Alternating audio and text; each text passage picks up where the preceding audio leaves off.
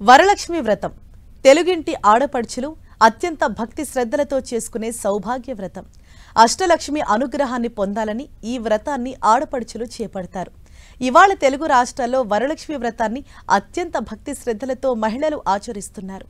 తెలుగు రాష్ట్రాలతో పాటు కర్ణాటక, తమిళనాడు, మహారాష్ట్రలో ఈ పండుగ బాగా ప్రాచుర్యం పొందింది. వరలక్ష్మి వ్రతాన్ని మహిళలు దీర్ఘకాలం సుమంగళిగా ఉండేందుకు ఆచరిస్తారు. అంతేకాకుండా సంపదకు చిహ్నం వరలక్ష్మీదేవి.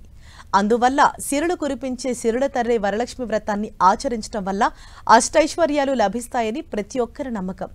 అలాగే వరలక్ష్మి వ్రతాన్ని ఆచరించడం అంటే లక్ష్మీదేవి 8 రూపాలను గౌరవించడం ఈ వ్రతం ప్రత్యేకత. ఇక వరలక్ష్మి వ్రతం కలశ స్థాపనతో ప్రారంభమవుతుంది. తర్వాత లక్ష్మీ అష్టోత్తర శతనామావళి, హారతి, తోరం కట్టడం జరుగుతుంది. తర్వాత భక్తులు లక్ష్మీదేవి విగ్రహాన్ని లేదా ప్రతిమను పువ్వులు, ఆభరణాలు, పట్టు వస్త్రాలతో అలంకరించి భక్తి శ్రద్ధలతో మంత్రాలను జపిస్తూ పూజ చేస్తారు. వరలక్ష్మి వ్రతం కోసం సింహలగ్న పూజ ముహూర్తం ఇవాళ ఉదయం 6:42 నుంచి 8:47 వరకు, అలాగే వృశ్చిక లగ్నం మధ్యాహ్నం 1 గంట నుంచి మధ్యాహ్నం 3:13 వరకు ఉంటుంది.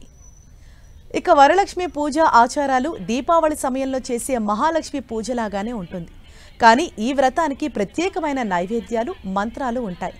అలాగే పూజ సమయంలో కట్టే పవిత్ర దారాన్ని తోరం అంటారు. ఇది రక్షణ, ఆశీర్వాదాలను సూచిస్తుంది. వరలక్ష్మి తల్లికి నైవేద్యంగా తీపి వంటకం సమర్పిస్తారు. ముఖ్యంగా ఆవు పాలతో పరమాన్నం తయారు చేస్తారు. ఈ నైవేద్యం అమ్మవారికి చాలా ఇష్టం. శ్రీ మహావిష్ణువు భార్య అయిన మహాలక్ష్మి వరాలను ప్రసాదించే వరలక్ష్మిగా కొలువు తీరి భక్తుల కోరికలను తీరుస్తుంది. ప్రతి సంవత్సరం వరలక్ష్మి తల్లిని పూజించడం వల్ల ఇంట్లో సంపద, ఆరోగ్యం, ఆనందం పెరగటమే కాకుండా కోరిన కోరికలు నెరవేరుతాయని భక్తులు నమ్ముతారు.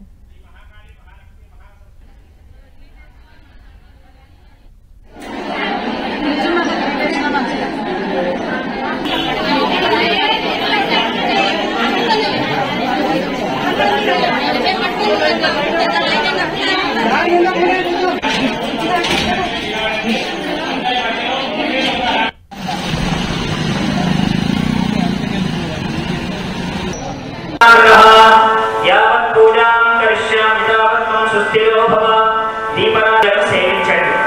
ఓం కేశవ